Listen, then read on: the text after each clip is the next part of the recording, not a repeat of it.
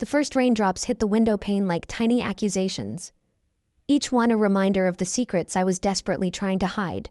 My small apartment, tucked away in the forgotten corner of the city, had always been my sanctuary. Tonight, it felt like a prison of my own making, walls closing in with each passing moment. As I folded the tiny blue onesie and placed it in the bottom drawer beneath layers of my own clothes, my fingers lingered on the soft fabric, remembering, a luxury I couldn't afford most nights. "Mommy will be back soon, baby," I whispered to the framed photo on my nightstand, the only visible evidence of Liam's existence in this room.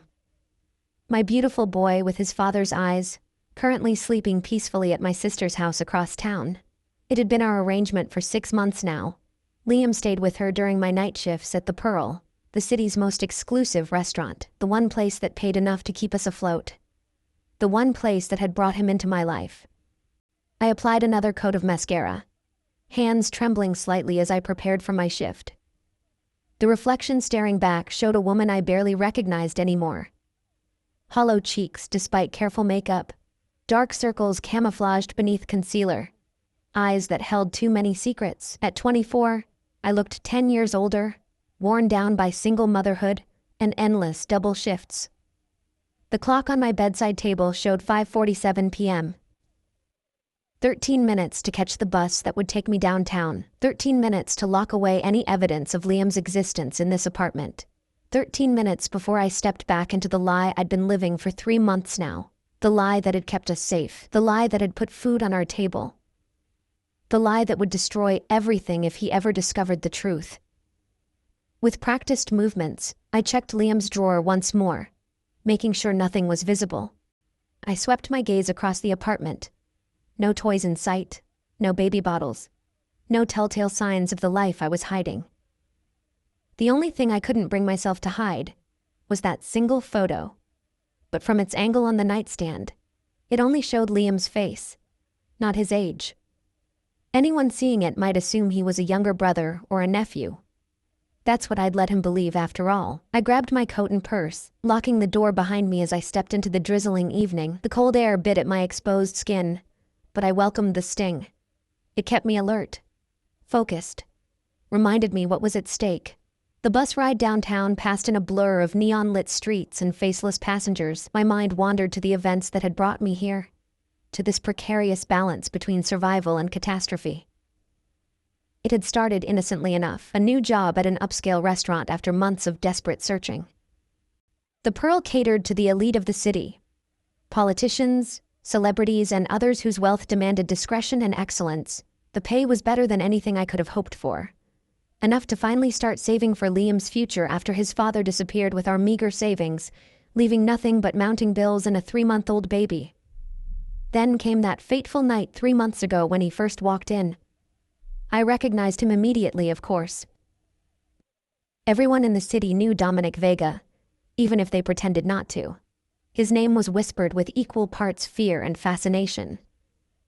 The restaurant fell silent as he entered, flanked by 2 men whose tailored suits couldn't quite hide the bulges of their weapons.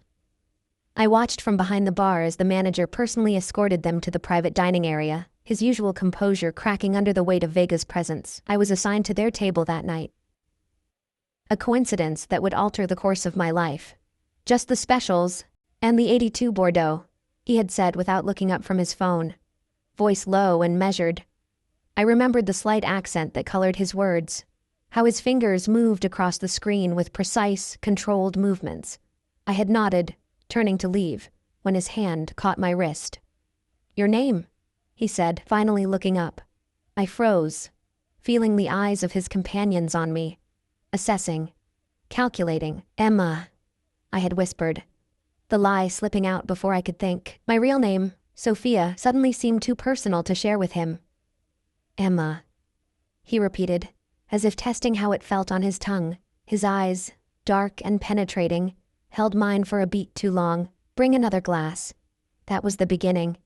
I didn't know then that I'd just stepped into quicksand, that every move thereafter would only pull me deeper. The bus jolted to a stop, pulling me back to the present. The Pearl's elegant facade loomed ahead, its entrance already busy with valets parking luxury cars. I straightened my uniform, took a deep breath, and stepped off the bus. mentally transforming into Emma. The efficient, invisible waitress with no complications, no child, no past worth mentioning. "You're cutting it close, Mark," the bartender remarked as I hurried through the staff entrance. "Bus was late," I muttered, stashing my purse in my locker. "He's here already," Mark said, his voice dropping to a whisper. "Private room. Asked for you specifically." My stomach twisted into a knot. In 3 months, this had become routine. Dominic Vega came to the Pearl twice a week, always requested the same private dining room, always asked for me to serve him. At first, it was terrifying. Then, as weeks passed and the generous tips helped pay for Liam's daycare and new clothes, it became merely nerve-wracking. Lately, it had evolved into something else entirely. Something dangerous. Something that made my pulse quicken in ways I couldn't entirely attribute to fear. "Thanks," I said to Mark, checking my appearance one last time in the small mirror inside my locker. "Anyone with him?" "Just Russo. Looks like a business dinner." I nodded, grateful for the information. Anton Russo was Vega's right-hand man, less intimidating than some of his other associates. I could handle this. The private dining room was dimly